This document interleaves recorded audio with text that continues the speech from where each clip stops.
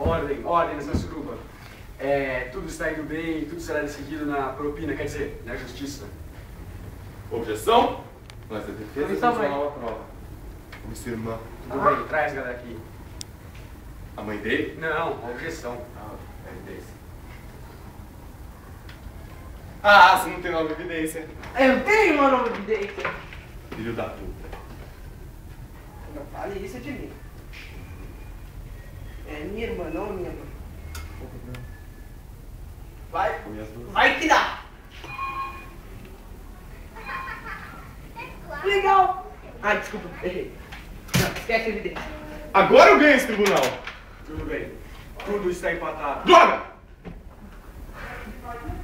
Não podemos prendê-lo, porque senão ele irá ser estuprado. Quer dizer, irá ser julgado.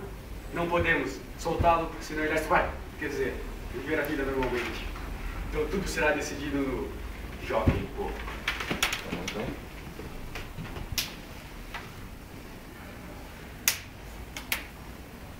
Não! Eu tenho uma nova evidência. Melhor de 3. Droga! Tudo bem, eu agora te condeno a 15 anos na casa do Michael Jackson, sujeito à massagem. Não!